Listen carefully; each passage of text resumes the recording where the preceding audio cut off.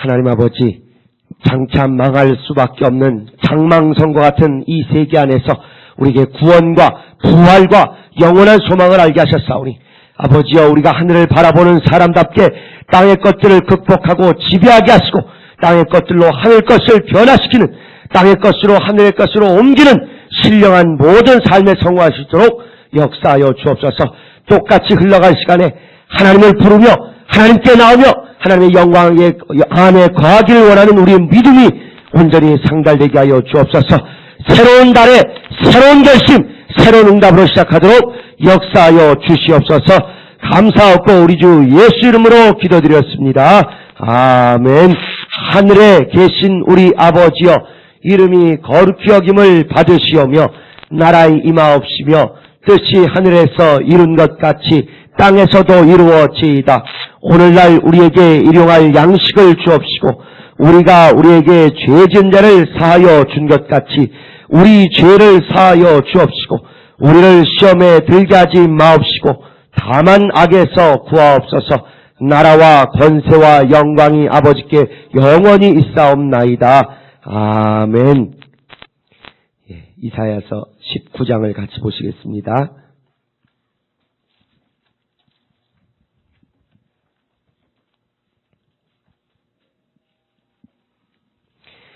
이사야서 19장 1절부터 25절까지 합독하시겠습니다. 시작. 애굽에 관한 경고라. 보라, 여호와께서 빠른 구름을 타고 애굽에 임하시리니 애굽의 우상들이 그 앞에서 떨겠고 애굽인의 마음이 그 속에서 녹으리로다.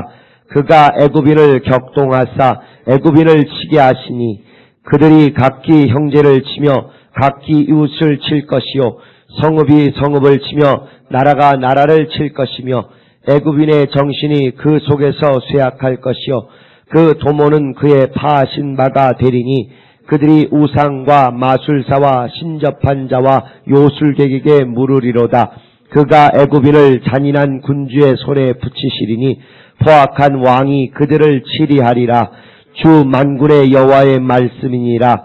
바닷물이 없어지겠고 강이 잦아서 마르겠고 강들에서는 악취가 나겠고 애굽 시냇물은 줄어들고 마름으로 달과 같이 시들겠으며 나일 가까운 곳 나일 언덕의 초장과 나일강 가까운 곡식밭이 다 말라서 날아 없어질 것이며 어부들은 탄식하며 물은 나일강에 낚시를 던지는 자는 슬퍼하며 물에 그물을 치는 자는 피곤할 것이며 세마포를 만드는 자와 백목을 치는 자들이 수치를 당할 것이며 애굽의 기둥이 부서지고 품꾼들이 다 마음에 근심하리라. 소안의 방백은 지극히 어리석었고 바로의 가장 지혜로운 모사의 모략은 우준하여졌으니 너희가 어떻게 바로에게 이르기를 나는 지혜로운 자들의 자손이라 나는 옛 왕들의 후예라 할 수 있으랴. 너의 지혜로운 자가 어디 있느뇨? 그들이 양군의 여호와께서 애굽에 대하여 정하신 뜻을 알 것이요 곧 내게 구할 것이니라. 소안의 방백들은 어리석었고 노베의 방백들은 미혹되었도다. 그들은 애굽 지파들의 모퉁이 도리언을 애굽으로 그릇 가게 하였도다. 여호와께서 그 가운데 사특한 마음을 섞으셨으므로 그들이 애굽으로 매사에 잘못 가게 함이 취한 자가 토하면서 비틀거림 같게 하였으니 애굽에서 머리나 꼬리나 종려나무 가지나 갈대나 아무 할 일이 없으리라. 그날에 애굽인이 부녀와 같을 것이라. 그들이 만군의 여호와의 흔드시는 손이 그 위에 흔들림을 인하여 떨며 두려워할 것이며 유다의 땅은 애굽의 두려움이 되리니 이는 만군의 여호와께서 애굽에 대하여 정하신 모략을 인함이라. 그 소문을 듣는 자마다 떨리라.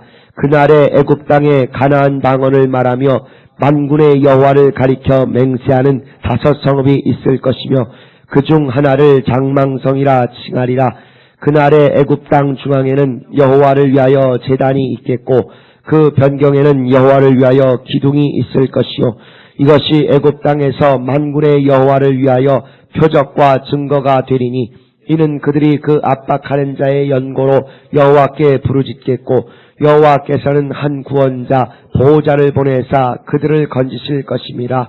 여호와께서 자기를 애굽에 알게 하시리니 그날에 애굽인이 여호와를 알고 제물과 예물을 그에게 드리고 경배할 것이요 여호와께 서운하고 그대로 행하리라. 여호와께서 애굽을 치실 것이라도 치시고는 고치실 것인고로 그들이 여호와께로 돌아올 것이라. 여호와께서 그 간구함을 들으시고 그를 고쳐주시리라. 그날에 애굽에서 아수르로 통하는 대로가 있어 아수르 사람은 애굽으로 가겠고 애굽 사람은 아수르로 갈 것이며 애굽 사람이 아수르 사람과 함께 경배하리라. 그날에 이스라엘이 애굽과 아수르로 더불어 셋이 세계 중에 복이 되리니 이는 만군의 여호와께서 복을 주어 가라사대 나의 백성 애굽이여 나의 손으로 지은 아수르여 나의 산업 이스라엘이여 복이 있을지어다 하실 것임이니라. 아멘.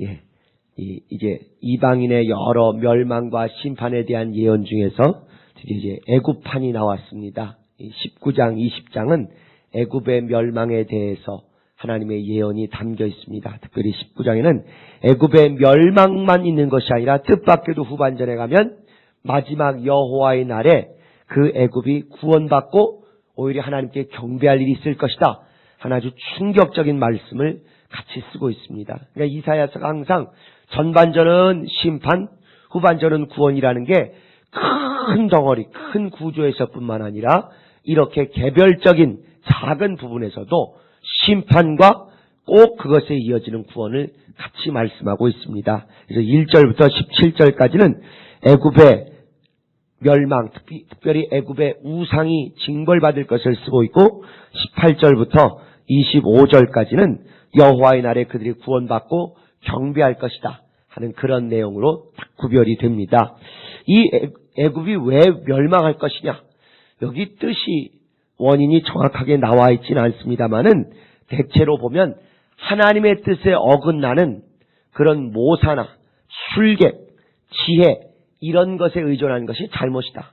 너희가 의존하는 술객과 그런 모사들이 전부 참된 지혜가 아니고 하나님의 뜻과 어긋난다. 그런데 그런 허망한 것에 의존하였으므로 너희가 결국 멸망할 것이다 하는 그런 말씀을 계속하고 있어요. 3절에도 보면 애굽인의 정신이 그 속에서 쇠약할 것이요 그 도모는 그의 파신 바가 되리니 그들이 우상과 마술사와 신접한 자와 요술객에게 묻기 때문이다.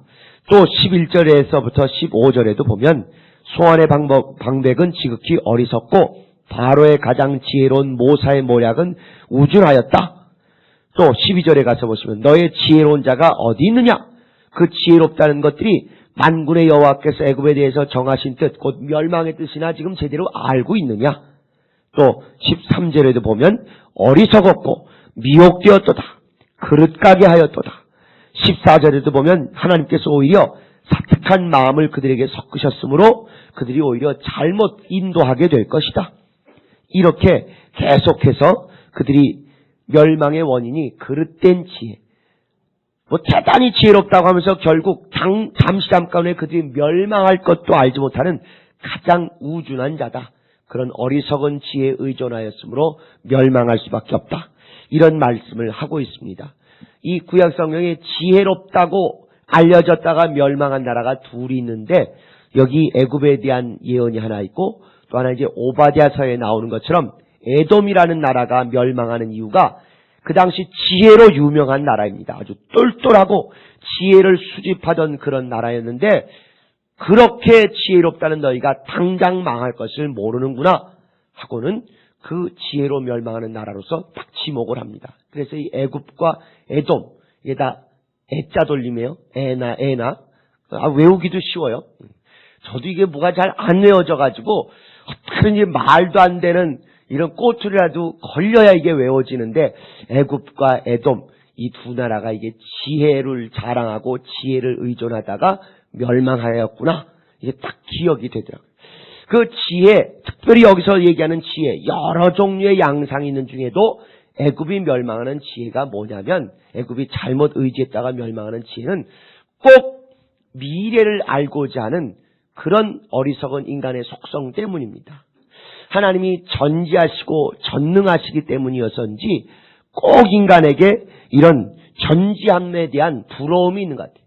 그래서 잠깐 후에 또는 내가 여기 있지만 내 바깥에 어떤 일이 벌어질지에 대한 궁금증이 계속 있습니다. 그러니까 미리 알고자 하는 욕구가 있는 것이고, 그러다 보니까 꼭 그것을 하나님만이 미리 아시는데 꼭 하나님 아닌 다른 우상, 다른 영적 존재에게 미리 알고자 묻게 됩니다.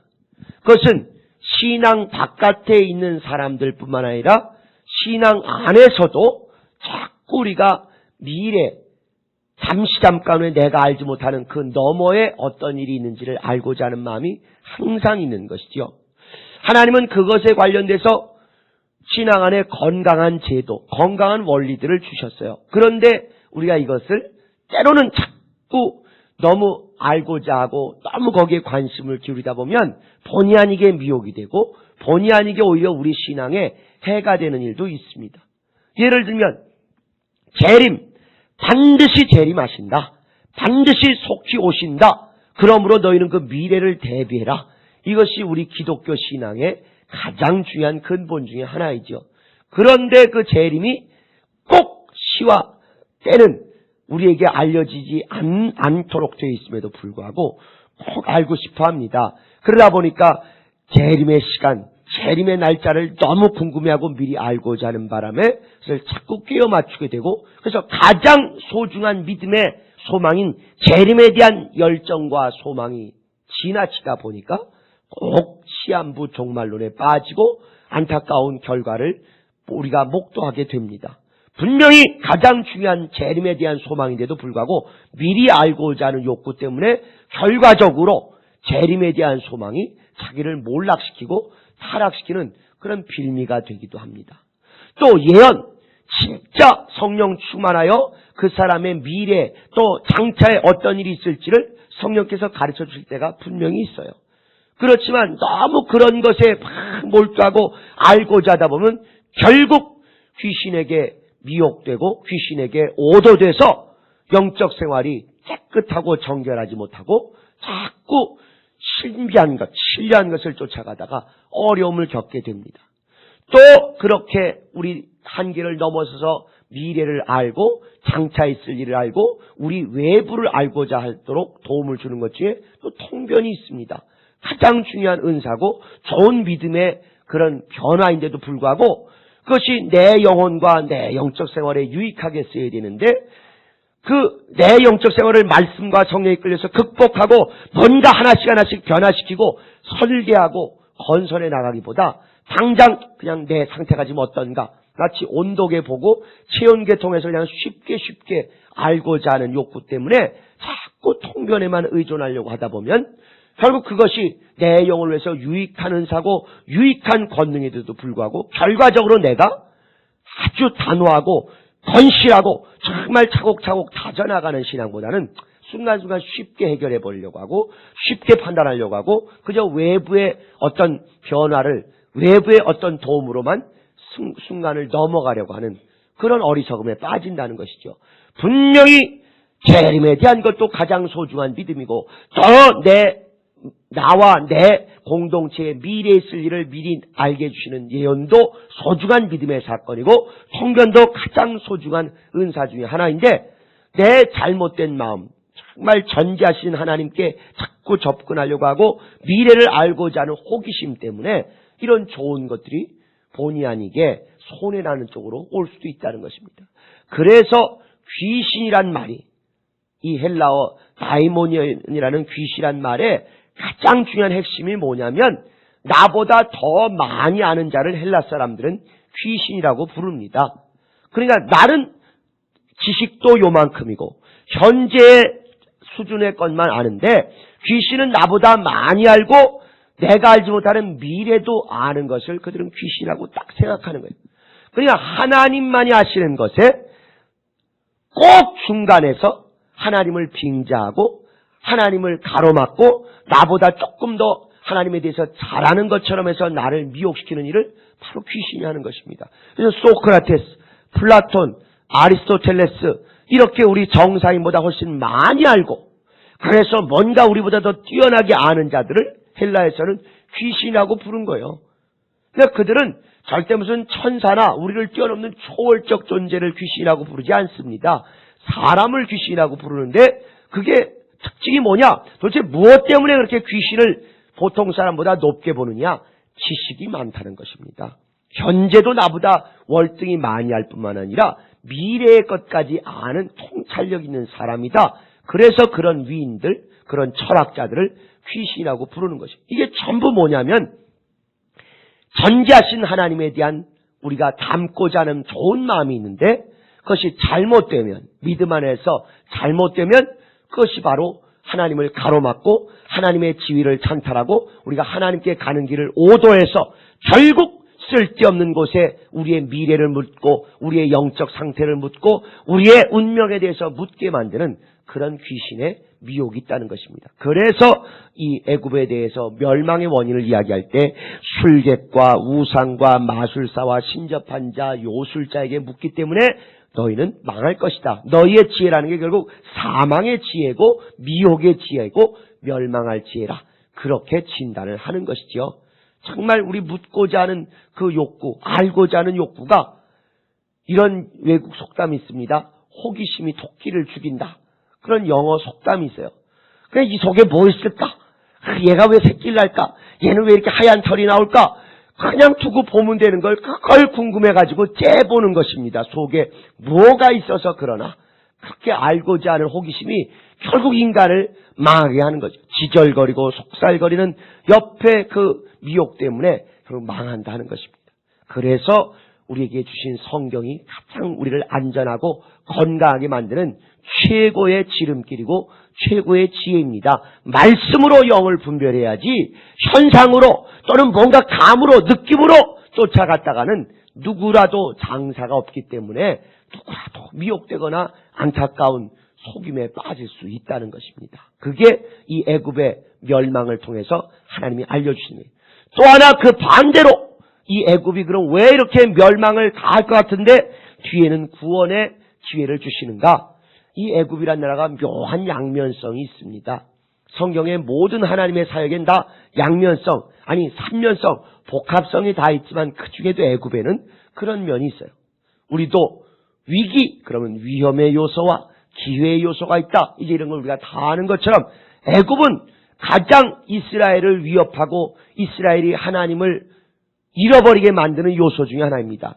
하나님이 이스라엘에게 내가 누구냐? 혹시 묻게 되면 이스라엘은 우리를 애굽 땅 종되었던 것으로부터 구원해 주신 분.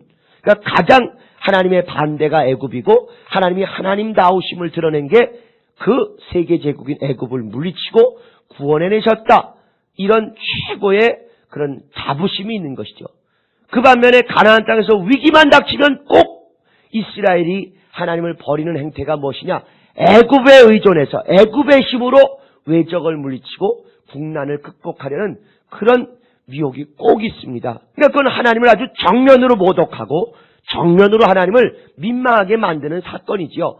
하나님이 하나님 되신 이유는 애굽을 멸망시키고 애굽으로부터 꺼내주셔서 그 하나님의 영광도 드러내고 하나님이심을 확증하신 것인데 이제 어떤 위기 때 하나님을 젖혀놓고 다시 애굽에 의존하러 간다는 얘기는 아주 정면으로 하나님을 모독하는 일입니다. 그렇게 애굽이 모든 것에 이스라엘에 반대되고 이스라엘을 미혹시키는 그런 거짓 하나님의 역할을 보이는 반면에 또 하나는 이스라엘을 위기에서 또 실제 구제해주고 보호해주는 인큐베이터의 역할을 동시에 또 한 적이 있습니다.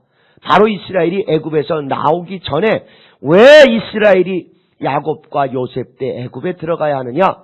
가나안 땅에 있어서는 도저히 생육하고 번성하여 땅에 가득하기 어려운 그런 지정학적 요소가 있는 반면에 애굽에 들어가 있는 동안 그들이 보호받고 그들이 충분히 자라고 충분히 수많은 그 큰 중다한 민족으로 자라나서 그래서 가나안 땅을 점령할 준비를 애굽에서 갖추었던 것입니다.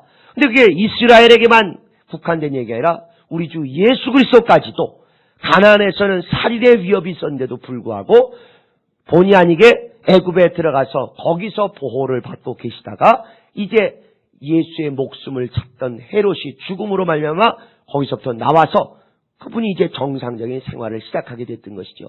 그래서 이 애굽이란 나라가 한편으로는 하나님을 있게 만드는, 광야에서도 계속 돌아가게 만들고 또 가나안 땅에 와서도 의존하게 만드는, 하나님을 잊게 만드는 원수된 땅이면서 동시에 가장 결정적인 고비에는 오히려 이스라엘과 그리고 우리 주님을 잉태하고 또 우리 주님을 이렇게 보호했던 그런 역할을 하는 양면성이 있습니다. 그러니까 애굽에 가서 이스라엘이 지혜도 알아야 되지만 그 지혜가 하나님 안에서 하나님의 뜻대로 하나님의 뜻에 합당하게 맞는 지혜를 배우지 않으면 오히려 하나님을 대적하고 하나님으로부터 멀어지는 그런 거짓된 지혜라는 걸 이렇게 애굽에 대한 정죄를 통해서 이스라엘도 동시에 깨닫도록 그렇게 말씀하고 계시는 것입니다. 몇 구절을 좀 보시면은 18절에 보시면 드디어 애굽 땅에 가나안 방언을 말하며 만군의 여호와를 가리켜 맹세하는 5 성읍이 있을 것이요 그 중에 하나는 장망성이라. 애굽에 특별히 하나님을 알만한 것들, 여기 이제 가나안 방언은 여러 가지 말이 가능하겠습니다. 아마 하나님 말씀을 알게 된다 하는 것에 대한 그런 우회적인 표현으로 보는 것이 유력합니다. 그래서 애굽이 하나님을 알게 될 것이다. 거기 5 성읍 중에는 장차 망할 성, 멸망의 성읍이라는 것도 있다. 그런데 어쨌건 하나님을 알만한 것이 생길 것이다. 그래서 19절 가시면 그날의 애굽 땅 중앙에는 여호와를 위하여 제단도 있고 변경에는 여호와를 위하여 기둥도 있을 것이다. 실제 유대인들이 멸망하고, 그러니까 바벨론에 멸망하면서 제일 많이 옮겨가고 피해간 것이 애굽입니다.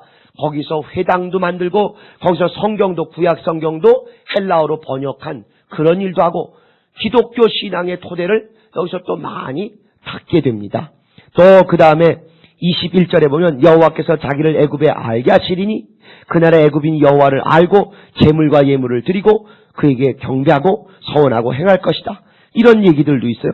그러니까 회당도 있고 또 여호와를 알게도 되고, 이 말씀 그대로 실제로 예수님 피난교회 이후로 이 에집트가 가장 일찍이 초대교회 중에 강력하고 복음적인 교회가 하나 섰습니다. 그게 이제 콥틱 교회라는 거예요. 애굽의 후대 언어 중에 하나를 콥터라 그러는데, 이 애굽의 뜻밖에도 초기 기독교의 그런 큰 유파가 지금까지도 유래를 계속 지금까지도 그 모습을 유지하고 있습니다.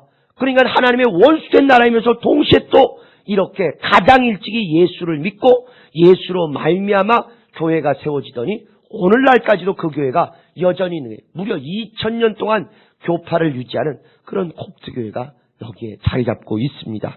또 23절에 가시면 이제 드디어 그날의 애굽에서 아수르로 통하는 대로가 있어. 아수르 사람은 애굽으로 가고 애굽 사람은 아수르로 가고 애굽 사람과 아수르 사람이 함께 경배하랴. 실제 그래서 로마로 말미암아 드디어 고속도로가 생기고 로마로 말미암아 도로가 통일되어서 결국 복음이 전파되는 그런 모든 기반이 갖추어지게 됩니다. 잘 아시대로 우리 주께서 오시기 직전에 로마가 세계를 통일을 했지요. 통일하되 3가지로 통일합니다. 군사적으로도 통일하고 법률로도 통일하고 그 다음에 그에 못지않게 더 중요한 게 그 도로망으로 그 전 세계를 통일을 합니다. 그게 그들이 볼 땐 자기네 치적으로 불과한 것 같지만 결국 복음이 단시간에 세계로 퍼지기 위한 모든 준비를 군사로 또 그 다음에 법률로 그 다음에 도로를 통해서 통일을 하게 됩니다. 근데 이때 한 번으로 끝난 것이 아니라 결국 마지막 때는 이렇게 가장 극한 원수가 됐던 애굽과 아수르가 서로 통하고 그 다음에 24절에 가면 가장 이스라엘에게 충격적인 말이 나오기를 이스라엘이 애굽과 아수르로 더불어 셋이 세계 중에 아주 최고 복받은 나라가 될 것이다. 그리고 만군의 여호와께서 복을 주어서 가라사대 나의 백성 애굽이여 나의 손으로 지은 내 최고의 소중한 창조물 아수르여 나의 산업 이스라엘이여 너희 전체에게 복이 있을 것이다 하는 깜짝 놀랄 만한 이런 날이 온다는 것입니다. 여러분 주변에도 여러분을 가장 핍박하고 여러분을 가장 조롱하고 여러분의 신앙을 가장 괴롭히는 그런 사람들이 있겠죠. 그 사람을 하나님이 변화시키셔서 나의 소중한 자녀 누구야? 나의 소중한 복받은 자 누구야? 하고 여러분과 함께 마치 좌청룡 우베코라고 우리가 부르는 것처럼 그들이 여러분의 믿음의 최고의 동역자가 될 것이요 여러분 직장의 최고의 신우회의 기둥 멤버가 되는 그날이 올 것입니다. 우리의 기도로 정말 우리를 가장 어렵게 했던 자들이 함께 복받는 그런 역전이 이루어지기를 예수 이름으로 축원합니다. 예수 한번 부르시고 우리 주변에 이런 자들이 변화되어 시내가 생기고 셀이 생기고 구역이 생기고 교회가 설 수 있도록 예수 한번 부르고 통성으로 기도하시겠습니다. 예수여